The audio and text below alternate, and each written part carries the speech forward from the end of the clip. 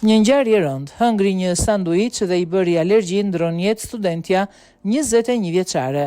Një studente amerikane vdiq të mërkurën pasdite në Rom nga një reakcion alergjik pasi hëngri një sanduiç të blerë në një restorant. Afari Annie Tierney, 21 vjeç, e cila ishte alergjike ndaj arave shqeme, ndodhej në zonën Pinjeto në një qendër për studentët që ndiqnin kurset Erasmus me disa miq, kur menjëherë pasi hëngri një sanduiç u ndje keq, ajo rrëzua në tokë nga shoku anafilaktik. Menjëherë pas kësaj, 21 vjeçari arriti të kthehej në banesën e saj, fal ndihmës së miqve. Ata, duke kuptuar seriozitetin e situatës, e ndihmuan duke i dhënë një dozë Bentelam.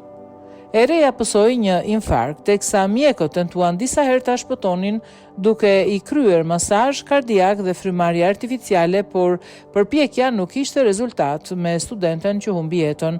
Sipas mediave, reja mendohet se nuk u ka thënë kamarierëve të restorantit që ishte alergjike, pasi nuk fliste italisht, teksa priten edhe rezultatet e autopsisë.